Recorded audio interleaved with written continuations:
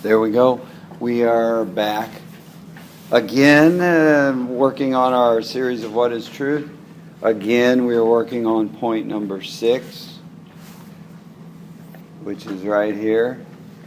Truth doesn't equal science, and science doesn't equal truth. And last week we talked about irreducible complexity and other evidence that we found in the first 3 processes in molecular biology. And just to remind you, one of the most critical bits of information that we discussed last week was that DNA, RNA, and proteins, the building blocks of those, will not self-assemble. And as I said, that is an absolute killer for evolution. So today we're going to move on to talk about evidence about the 4th function of DNA in molecular biology, that being the recognition and repair of damage and errors. So DNA can be changed or damaged a few different ways: chemically, environmentally, and from errors from the enzymes that are involved in the processes of molecular biology. But the good news is that there is an entire process of checks and balances within all these functions that look for and repair both damage and errors in DNA. And this system works extremely well. The error rates of the molecules involved, like DNA and RNA polymerase, are extremely low. And I want to make something perfectly clear here. The fact is, the error rates are extremely low, and this is something that's not even disputed by the evolutionists. In fact, they're most often the ones who calculate these rates.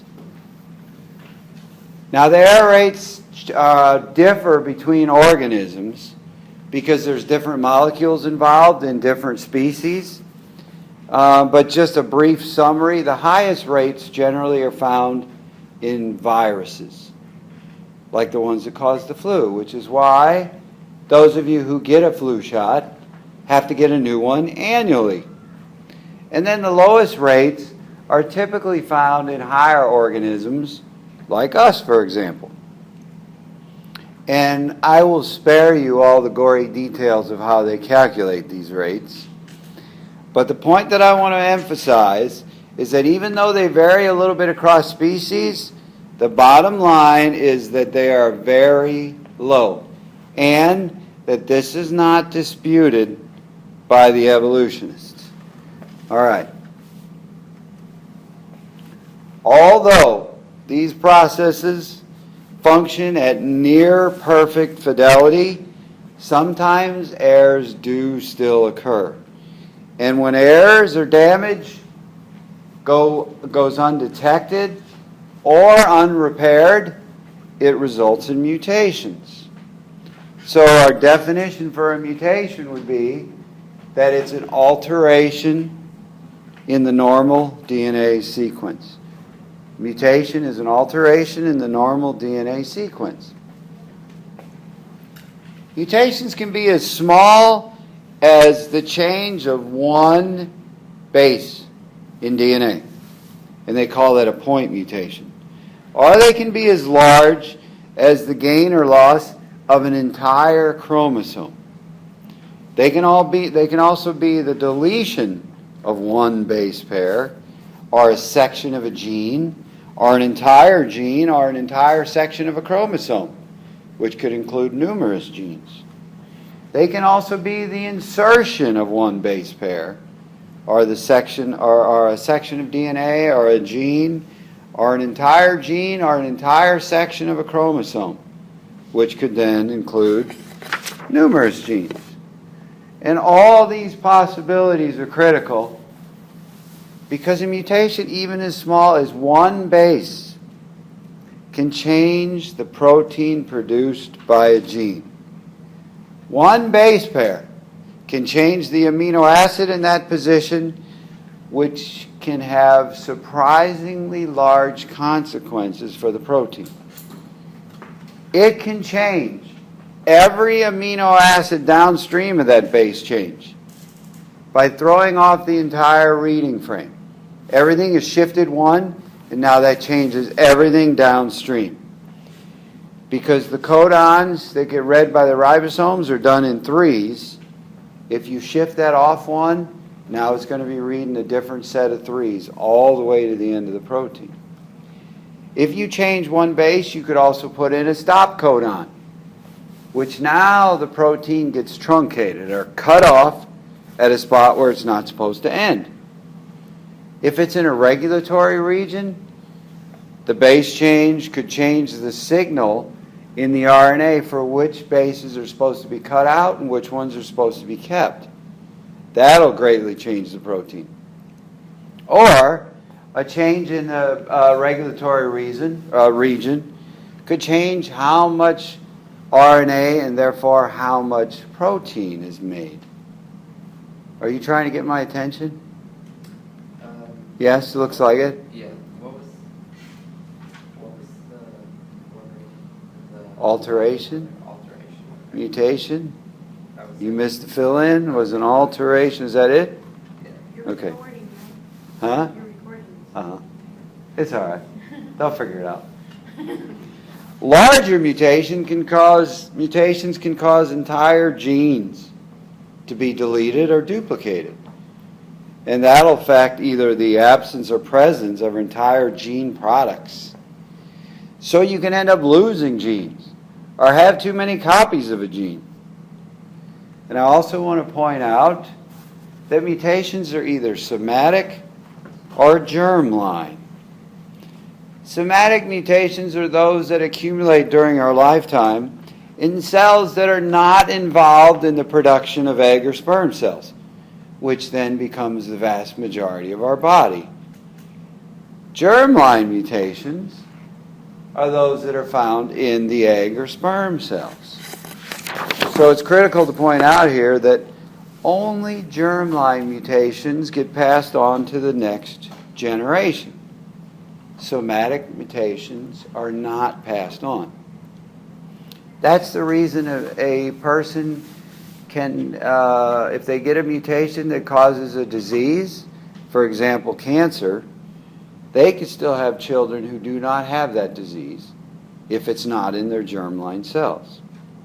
Only the germline mutations are passed on to the next generation.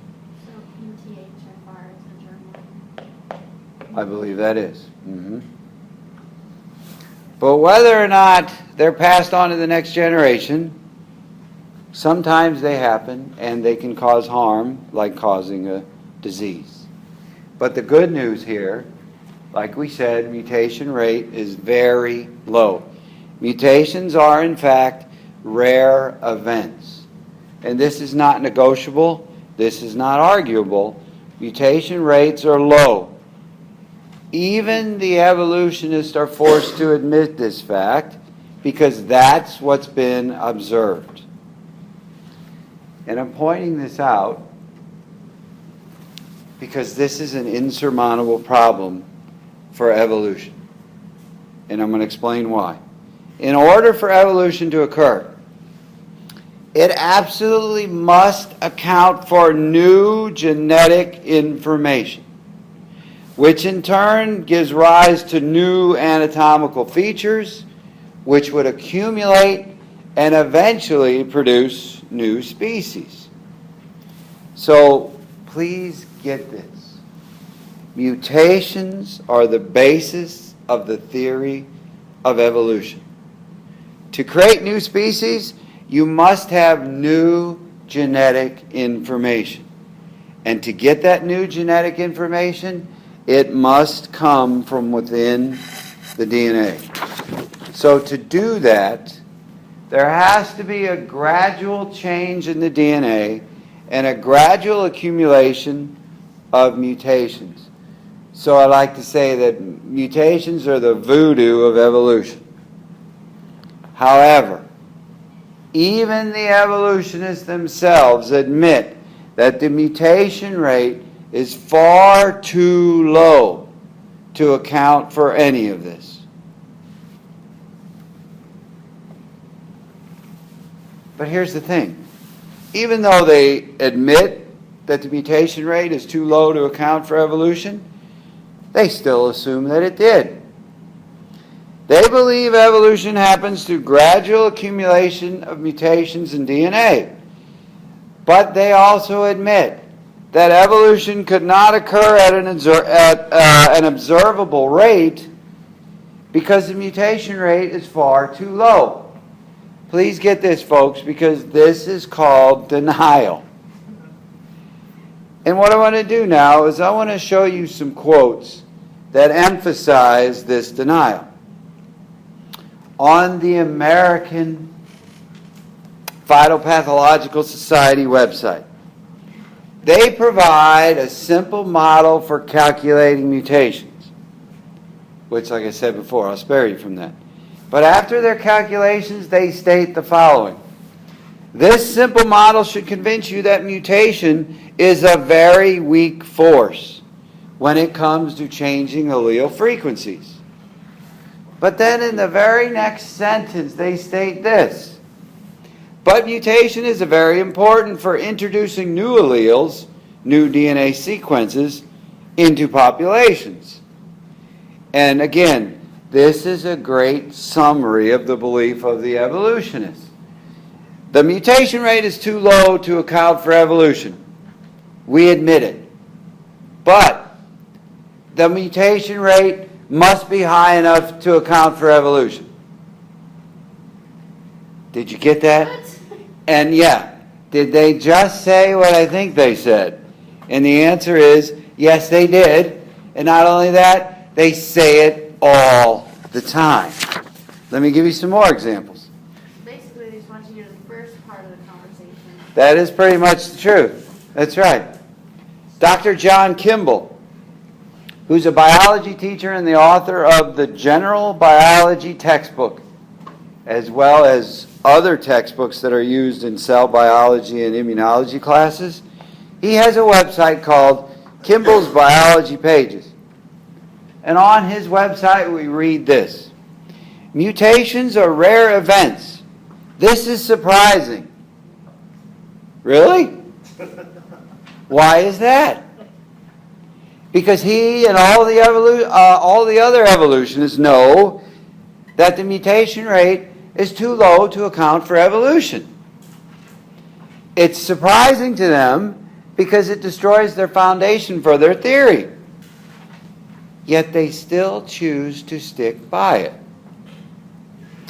You know what's sad is even rats know when to abandon a sinking ship. In the Introduction to Human Genetics course, taught at the University College of London, here's what they teach about mutations, which all courses teach, by the way.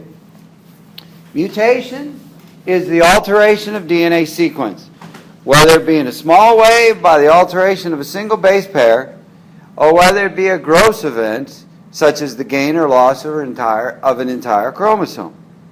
It may be caused through the action of damaging chemicals, or radiation, or through errors inherent in the DNA replication and repair reactions. In the long term, it is essential to our existence. Without mutation, there could be no change. And without change, life cannot evolve. If it hadn't been for mutations, the world would still be covered in primeval slime. That's what they teach. Before there was any life, according to them. Just the stuff that was here that had no life in it. The goo. But folks, the lunacy continues because the course goes on to teach this. A single base pair change may have no genetic consequences whatsoever. But on the other hand, it may have a dominant lethal effect. The first alternative is far more likely. Why? Because 95% of DNA is non-coding, and a single base change occurring within it is unlikely to have any effect. In addition, because of the degeneracy of the genetic code, many mutations occurring within the third base position in a codon will have no sequence to the amino acid uncoded. Yes? We can talk about that later on, all right? The primeval slime thing. Oh. I was gonna say, I don't remember when I taught this, but one of my teachers taught me that a possibility of evolution that they could prove it to be true is that when the earth was forming, whatever, they had the right conditions. Like, Oh, yeah. You know how they supposedly found bacteria on Mars? So, like, the theory is that, like, somehow this bacteria got the So you're referring, The Big Bang ended up theory on is Earth and probably then right. That's- you're referring to what people talk about the Miller-Urey experiment, which I was not going to give you during this, but maybe I will. Because that's the one where they talk about how they set up the right conditions, added a little jolt of electricity to it, it started forming the molecules necessary for life. No, like the bacteria came. Oh, yeah, okay, that one too. Introduced into the environment. All right. And then it started like thriving. So that the building blocks were on asteroids and they came in, that kind of thing, yeah. Like that would probably be like the most sensible way for evolution to work. Well, let's talk about that in the small You group. can't just make life just like that, kind of. All right. Okay. What I would like to say in response to these kind of statements is, again, we find supposedly educated, intelligent people acting ignorantly. Because, did you catch what they're teaching here? And let me summarize it this way.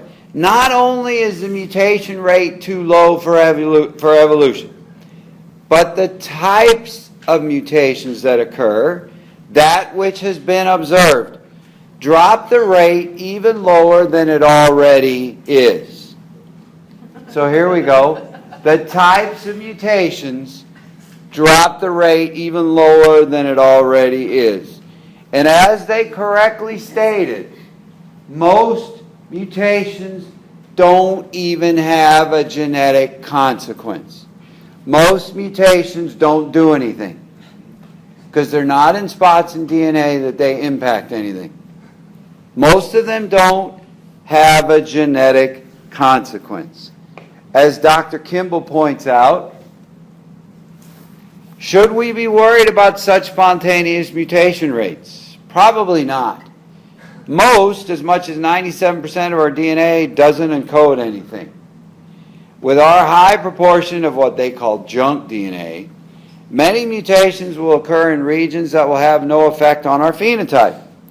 For example, mutations in so-called junk DNA, which do not affect organism function, tend to accumulate at a faster rate than mutations in DNA that is actively used in the organism. Folks, the evolutionists are making this too easy for me. And for you, by the way.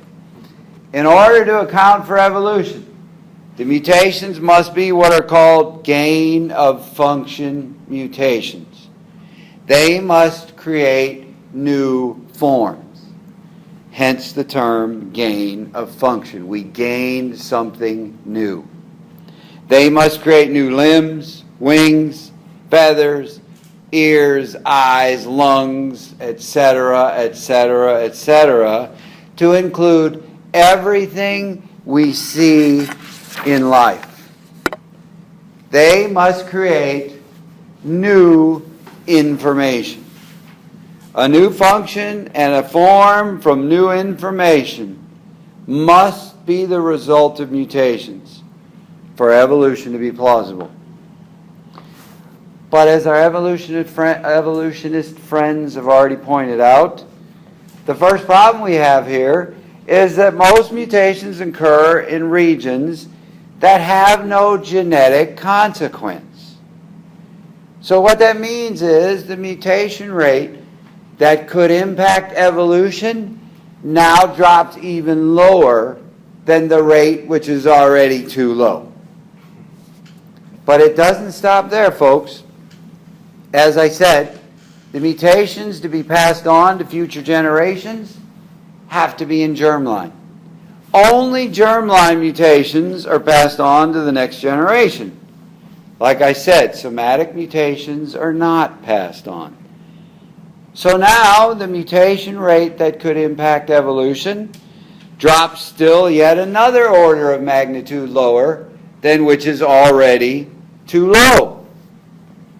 The other thing you have to understand is that the overwhelming majority of mutations are deleterious, not gain of function.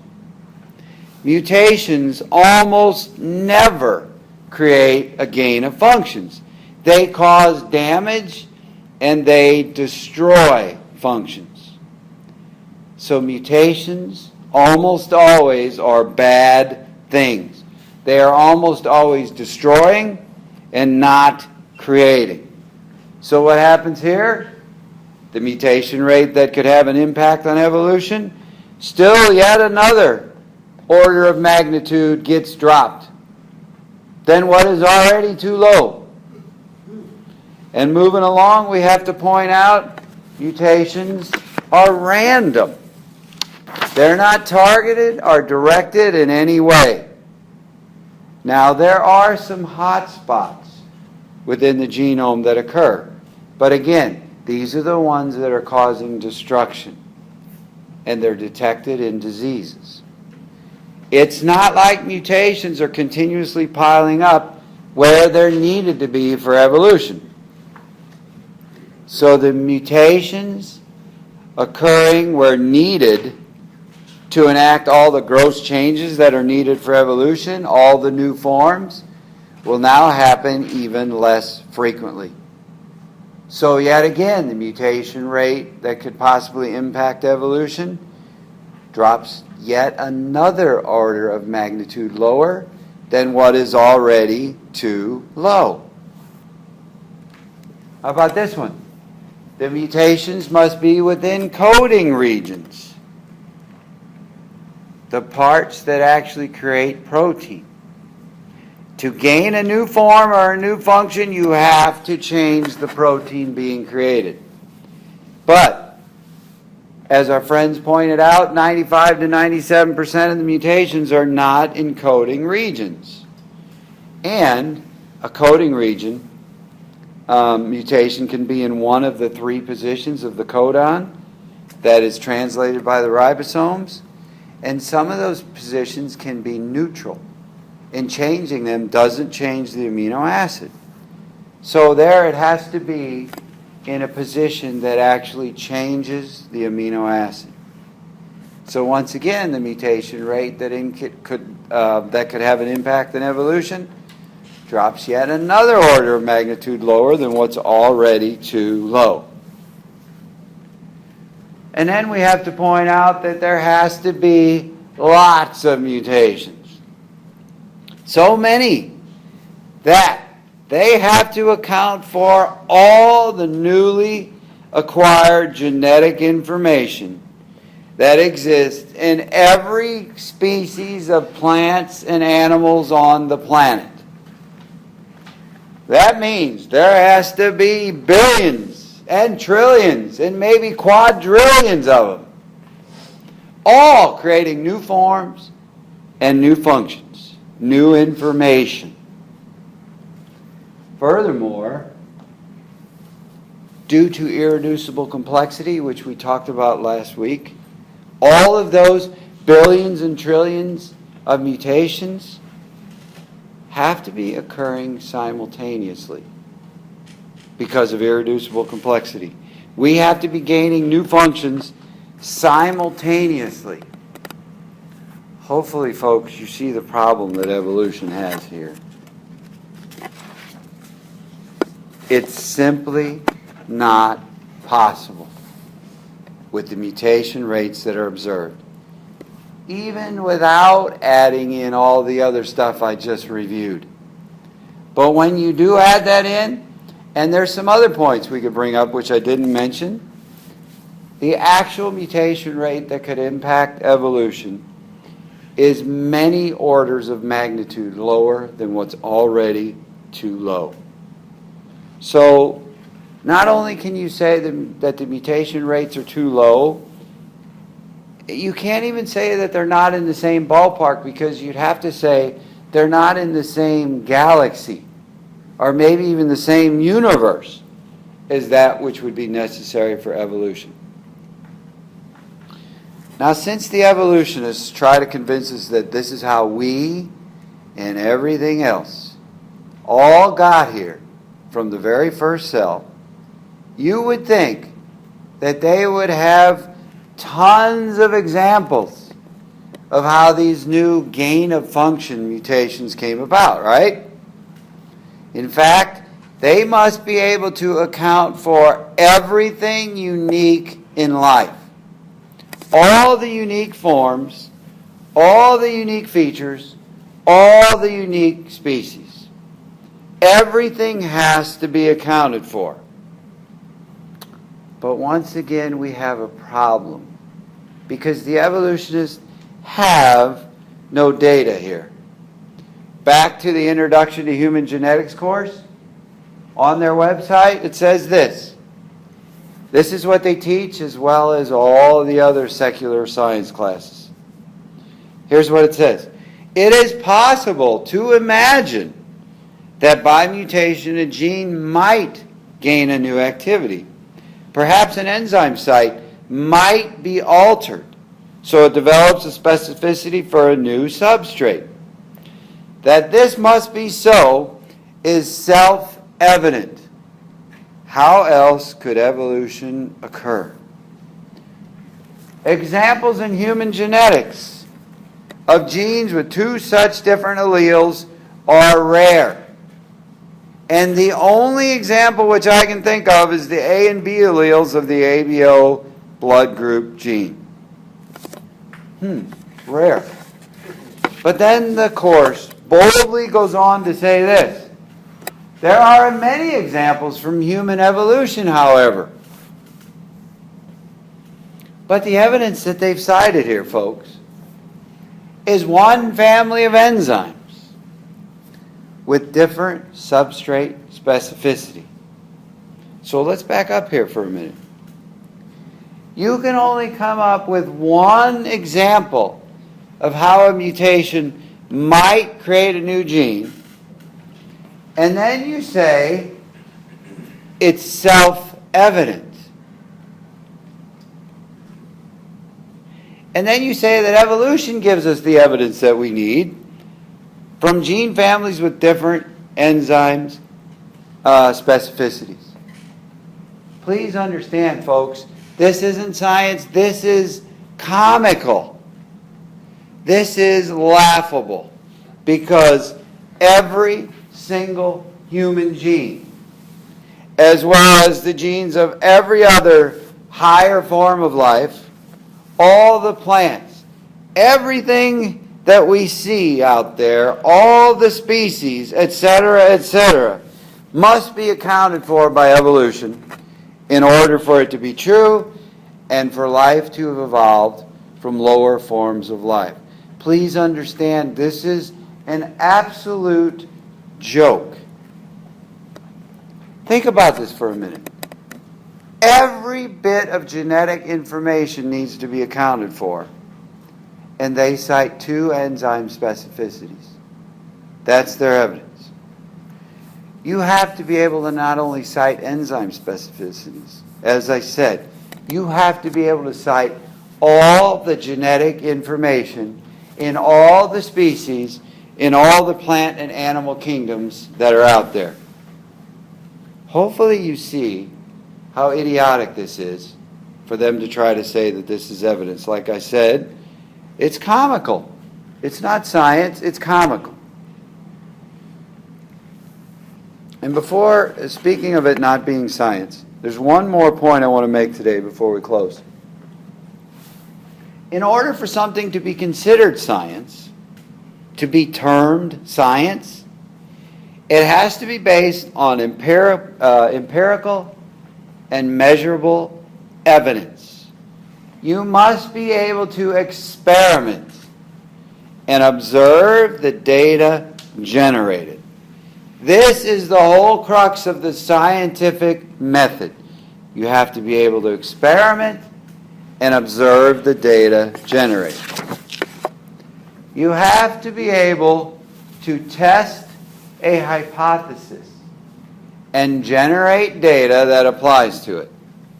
If it can't be tested and the data can't be generated or observed from experiments, a hypothesis cannot be considered science in the first place. All right? And folks, this is the basis of the scientific method that's been around for over 1,000 years. Over 1,000 years ago, a fellow named Alhazen was the first person to recognize that a hypothesis must be experimented and evidence must be generated to support it using procedures or mathematics. In doing so, he was the first to develop and use the same scientific method that's still used today. This is why I teach all of my students. The most important thing I want you to learn in my science class is critical thinking.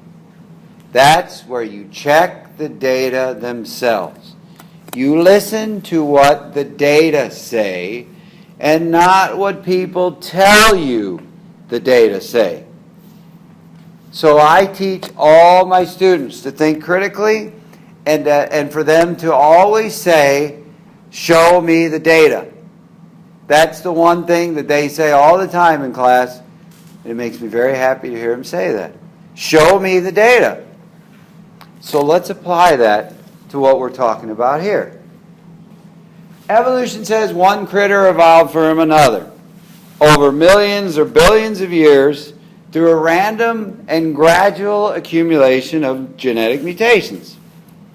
So let me ask you, can you do an experiment that takes millions and millions of years and generate and observe the data from it?